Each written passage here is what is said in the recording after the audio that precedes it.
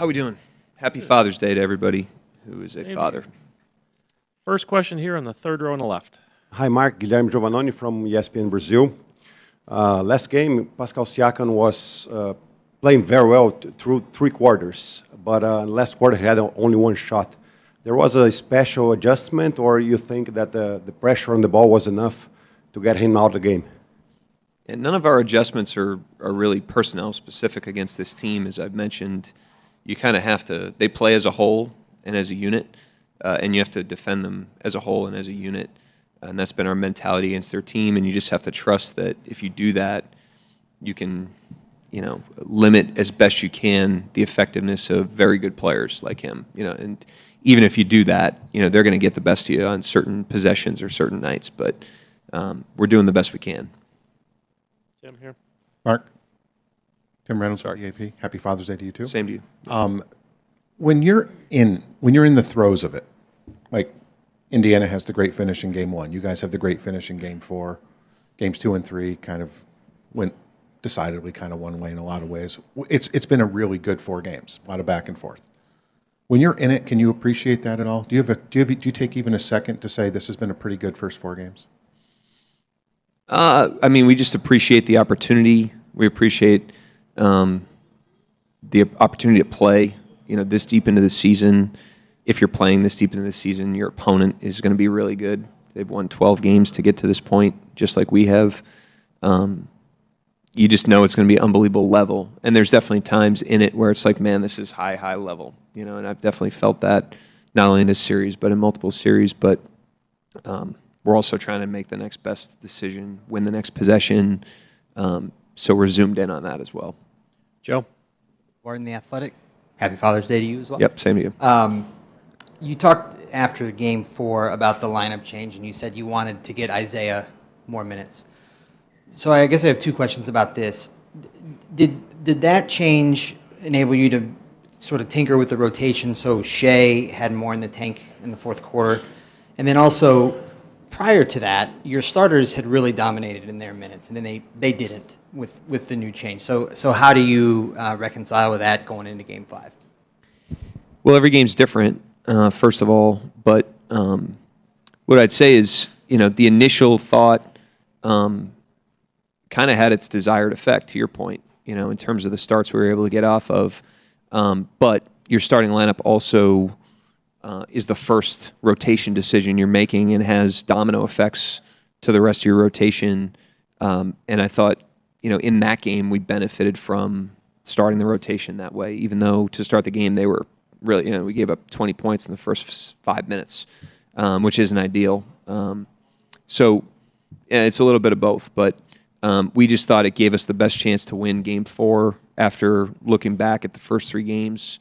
But every game's different. Like we've done that after wins, after losses throughout these series. We move things around pretty quickly to try to stay unpredictable and also to try to scrape for every advantage we can. In what turns out to be close games.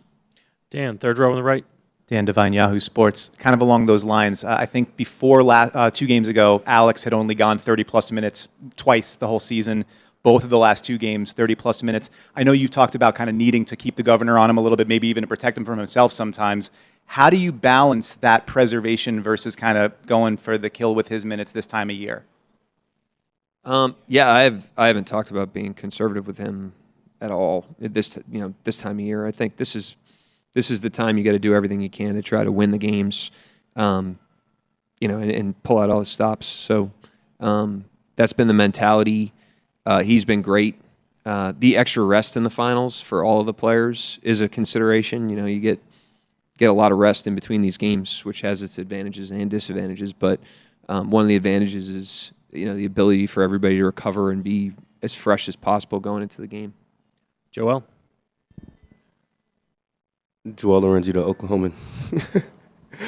Is that your ringtone? Nice. It's very pacifying. Mark, what have you seen from, I know you talked about Chet's temperament and sort of how he draws on performances that maybe he's not very fond of. What have you seen from both him and Jalen this postseason after games that maybe they're not very okay with in their eyes? same as always. I mean, they're unbelievable competitors. They grow through their experiences. They just take a great approach to being growing players on a big stage, playing in the best basketball you can imagine. And I think, zooming out from just them, I mean, these playoff series, at no point during the regular season do you play a great team 4 straight times, with the ability for that team to lock in on tendencies and change tactics and all the things that happen in a playoff series. And so as a result of that, you're just going to get pushed to the limit, in these series. When you play a really, really good team, a great team over and over and over again, your opponent gets pushed to the limit by you in the same way.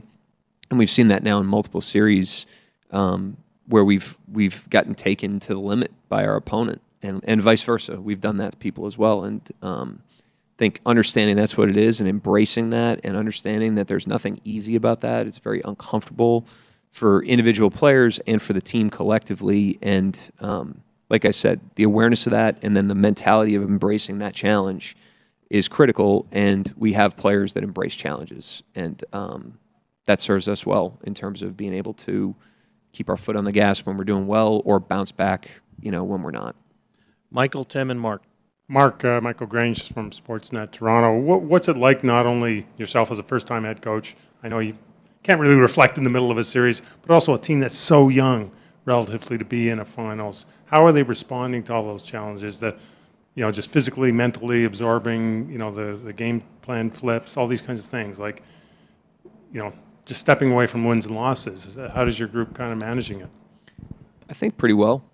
I think it's challenging. It is our first time going through it, so there's new experiences that we're going through. But I think our default approach serves us well when we're in new situations and things like that. But it's challenging. We're playing against a great team that's pushing us to the limit. Hopefully, we're pushing them to the limit in the same way. But there's nothing comfortable, about these games. It's a challenging opponent that's really testing us. And again, we just need to approach those challenges as opportunities. That's what our guys do. They do a great job of it. And we have to be better. We did not control that game. We won it, fortunately, but we did not control that game. And so we have to almost approach this like a loss, in terms of really needing to look in the mirror and make some critical adjustments if we want to give ourselves a better chance to control Game 5 and not just hope to win it. Tim. McMahon, ESPN. How have you seen Dub's game and impact evolve in the few years that you've had him all around, and specifically as a guy who you can say, hey, you're running point, you're a primary initiator and take pressure off of Shai? Yeah, I mean, when he started with us, and this has been our approach with most players, it's not like we just hand them the ball. We put them in the system first, and the guys that are really efficient in the system, they end up banging the door down, and they kind of show you that they need more. And he was in that category. He came off the bench early on, and we weren't pushing every button for him, but he just kept showing the ability to take more of a load, and his efficiency was not dropping off, and his impact wasn't dropping off. If anything, it was increasing. And usually, when those guys are doing that, they're declaring themselves, and he certainly declared himself. And now he's learning, all the lessons to be learned in that role. I thought in Game 3, his first stint was one of his worst stints of the series, and he kind of catches his breath and reflects on that, and he had a much better stint later in that game, and then came out and was really big time for us in Game 4. Not only his creation, but just some of the simple plays he made to put his teammates in advantages. As much as Shai, kind of closed the game, I thought he really kept us afloat in a lot of different periods of that game. And but I mean, he's still a third-year player. He's still learning. He's still growing. And like I said, this is challenging, playing a great team over and over again. Mark, final question. Coach Mark Spears, ESPN's Landscape. Happy Father's Day. I want to ask you about Coach Mac's presence in the hallway. Been there since the New Orleans Hornets were playing here. And also, I don't know if he was kind of pretty decorated women's basketball coach, high school coach here. I don't know if he ever talked about coaching and knew about that background, but just his presence and then also him as a coach. Yeah, he'll pop me with some advice from time to time, and I take note. We take pride in and this isn't like our idea from a basketball standpoint, but we organizationally and as a city take pride in people having a first-class experience when they're here. Hopefully you guys feel that. Hopefully our fans feel that. We want the other teams to feel like that. We want this to be a great basketball environment and a great basketball experience for anybody that's here, whether they play for us or not. And he's in the visiting team section there, and I think he's a small contributor to that, in the most subtle ways. I mean, he's a great guy to interact with. I think he treats everybody with respect and dignity, and I think everybody, in that crew, they help create a great environment to have great fans. We have great fans, and they support that in their own ways. So it's not only him, but he's a great presence. I love hanging with him. Thank you, Coach. Yep, thank you. Take first question here in the third row. Shai, happy Father's Day. Mark Daigneault mentioned the other day that winning the possession of the ball was key for Oklahoma. You guys lost their possession in Game 4. You guys had only 3 points, 3 3-pointers in Game 4, the fewest since 2010. You guys had only 11 assists in Game 4, the fewest in the shot clock era. And still, you won the game. Is that what makes this group so special? The ability to find ways to win games when things seems not going so smoothly? Yeah, absolutely. Whatever it takes to win has always been our mindset. It's all that really matters with us. Now it's harder to win the way we played last game over the course of time, and we got to correct that if we want to come out on top. Yeah, we're grateful, thankful. We did enough to get a win, but we're not trying to rely on the way we played last game. We need to be better, and we're going to be better. Mark in the front. Happy Father's Day. Thank you. Mark Spears, ESPN's Landscape. Just wanted to talk to you about Coach Mack. He's been there for over 20 years, greeting people, greeting you, the visiting team. Just what does his presence mean to you? And I don't know if you've got to know him much, but just seeing him around every game. Yeah, it's special. I think you get so caught up in your own world as an NBA player. You get so caught up in all the things that come with being in the NBA. And people like Coach Mack, we have a bunch of them around the building. They're like a breath of fresh air. You walk in all serious, thinking about your game, whenever it is, and he's happy to be there, happy to hold the door for you, just the simple things in life. But yeah, and over the years, I've been able to get closer to him. I've met his granddaughter. He's a really great guy. I'm happy he's around. He keeps everything light around here. He's a big part of what we do. Tim McMahon, ESPN. How has Dub's development as a playmaker impacted this team, and specifically you guys in the two-man game down the stretch there? What do you think of that dynamic and that as a weapon? Yeah, Dub has made tremendous strides. He's one of the biggest reasons why we're here. Him being able to shoulder what he does every night on both ends of the floor takes a lot of pressure off everyone else around him, including myself. He's a gamer. He's a winner. But he continues to get better in every situation, and he makes it easier for the rest of us around him, whether it's me in the two-man game, whether it's him switching on the 5 defensively. He's a Swiss Army knife, and he's only getting better with every game he plays, and I'm excited to see where he ends up. In the middle. Jordan Davis with Oklahoma. Shai, this is now your 5th time being in this best-of-3 kind of scenario in your career. What would you say that you're taking from those previous experiences, heading into these next 2 games, given it obviously the NBA Finals now? Yeah, learn the lessons. Learn the lessons from the past 4 games. And it's first team to 2 wins. those two things most importantly. 2 wins and you get the job done, and that's what I felt like I was focused on in the Denver series, and we were able to do so, and same thing for this series. Vince, on the right side. Shai, Vince Goodwill, Yahoo Sports. When older players talk about their experiences in the finals, they talk about going through it for the first time and how fatiguing and tiring it is, just not knowing how to prepare your body to play to mid to late June. It seemed like in Indiana, there were some points where you looked fatigued and a little worn down. Where are you right now physically, mentally, with playing this late into the calendar for the first time in your life? Yeah, it's a lot of games. It's tiring for sure, but every game's tiring. When you're giving your all, every possession, you're going to be tired. I don't think I'm the only one out there that's tired. But yeah, it's something new for a lot of us. A lot of us haven't been this late into this season. But I think above all, it's been very fun. It's been everything I dreamt it to be growing up. There's no other place in the world I'd rather be, and I'm grateful to be here. Thankful for the experience for sure. Go Dan, Joel, and Joe. Dan Devine, Yahoo Sports. Before the last couple of games, I think Alex had only played 30-plus minutes once or twice all year. Both the last 2 games, extended minutes for him. What does having him out there more do for you guys? Like, how do you talk about Dub making it easier for you? How does having Alex out there more make things easier for you?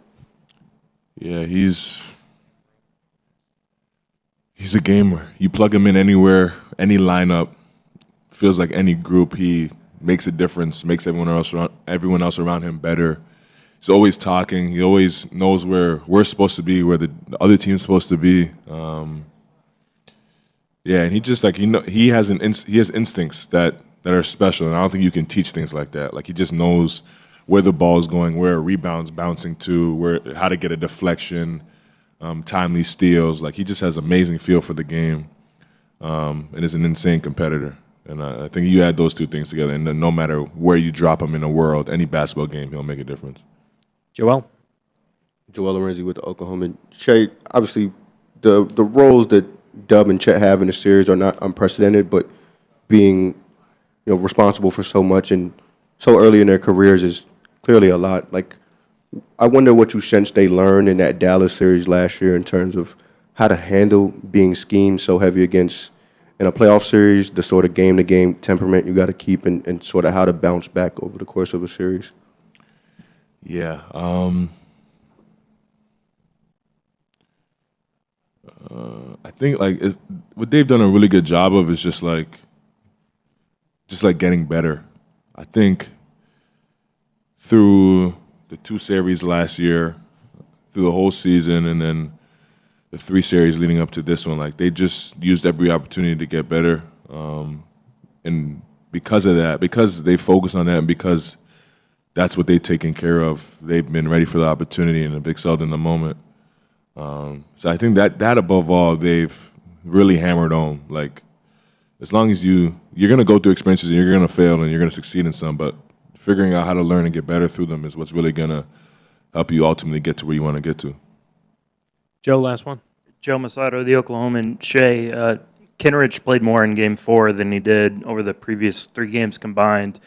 What did you think of the minutes he gave you guys? And also, I know we've asked you a lot about him over the years, but just as one of the original holdovers with you and Lou, what has Kenrich just meant to you? Yeah, he's played really well. He is a guy that goes in there, brings energy, doesn't think too much, changes the game. He's part of our DNA and our toughness, for sure. Like you said, he's been here for a long time. He's hard-nosed. He brings it no matter the setting. And you know what you're going to get out of K-Rich. Like, every coach knows what they're going to get out of K-Rich. Every one of us teammates knows what we're going to get out of K-Rich. And that's all you can ask somebody to be. Do their job and do it at the highest level every day. And he does that. And he's the ultimate professional. Really good player. Thank you. All right. Take questions around the room. Joel, first question over on the right. Joel Lorenzi with the Oklahoma. What's up? Mark was just in here saying that, the nature of the playoffs is, in the regular season, you wouldn't play a great team 4 games in a row and be schemed against so heavily. I wonder what you learned in that Dallas series last year in terms of what that takes to be schemed against so heavily, what you need to do in terms of temperament game to game to sort of stay level in a series. Yeah. I think it's exactly that. Like, it's a very unique opportunity, and it's hard to, look at it now because obviously everybody's playing for a championship. But, regardless of the outcome, when you look back on the summer, you're going to know what you're good at and what you're not just based on how teams guarded you and what they tried to take away. And that's what I learned from Dallas. I think that's why I was able to kind of make, a bigger jump this year is, regardless of how that series ended, I knew what I had to work on this year, and I knew different ways to get better. And I think just whatever the series is, when you're playing somebody that much, it's going to force you to do something. You're either going to get worse or get better, and I think I kind of took that jump and Joe, kind of have the same approach with that right now. Sorry, Joe. My fault. Long pauses. My fault. There's been a lot of talk this playoffs and a lot of evidence in these various series to support this, that momentum doesn't really carry over from game to game in a playoff series. Yeah. So when you're at 2-2 in a finals, where is your mind right now about how you feel about this series and how you approach the last 3 games compared to maybe the first 4? Aside from game planning and scouting, this is a totally new series. We're treating this as game 1. You know what I mean? You can't really focus on what happened in the past or what you could have changed on game 1. You're just looking at the fact that it's tied up now, and I feel like that's the most clean slate attitude you can have with it, and that's the approach that I think both teams are taking. That's definitely the one we're taking. And you just kind of go in there and figure out how to win game 5, and that'd be it. Tim, front right. Tim McMahon, ESPN. They basically had you run point last game. What went into the development to get you to a spot where you can run point in the finals? Just how comfortable do you feel with those sort of responsibilities at this point? Are you talking about my development as a player here or just throughout my career? All the above. Okay. Well, I grew up short, so I've always been a point guard. Whenever I kind of get a similar question to this, it's funny because I did grow up playing the 1. A lot of times I think that always goes under the radar, and I played the 1 in college. But I think college too was the first time that I got introduced to playing a wing. I had to play the wing my first 2 years, and then in my 3rd year I went back to something that I normally played at. And then same thing kind of with the NBA. I started off really running a lot of the wing up until my 2nd year. So I've had a lot of experience. My learning curve was more how to play off the ball than it was on the ball. So I'm pretty comfortable doing it. And I think at the same time, if everybody on our team can kind of figure out a different way to be successful and change during the series, I can do that. And it's just something that as the game went on, it just naturally, organically happened, and I was kind of ready for that. Anyone else with a final question? We'll do the last 2 on the right side. Vince first. Vince Goodwill, Yahoo Sports. This has been a pretty emotionally swinging series from game 1 to game 4. I can imagine how fatiguing it is. When you haven't played this long, this deep into a season, how do you manage the fatigue against the excitement and the opportunity of all of this? Yeah, the emotional swings, I think I've honestly gotten better with them as time went on because we've had so many different series of you go to game 1 of Denver, I've never lost that way in a series that means a lot, and then even this one, the way we lost the first game, there's so many ups and downs, and we've constantly had that throughout this run. And then even last year, we've had so many of those. I'm kind of numb to the ups and downs, and it just kind of comes with basketball. But as far as my body and not playing this long, that all starts ironically, it all starts in June, whenever the season ends. But taking care of your body throughout the season, how I eat, how I prepare throughout the year allows me to be able to play this way, and my body feels good. What I'm doing after games to recover, win or loss, I think is a big one for me. So I try and do that pretty consistently and find a routine, and that's been really helpful. Last one, back right.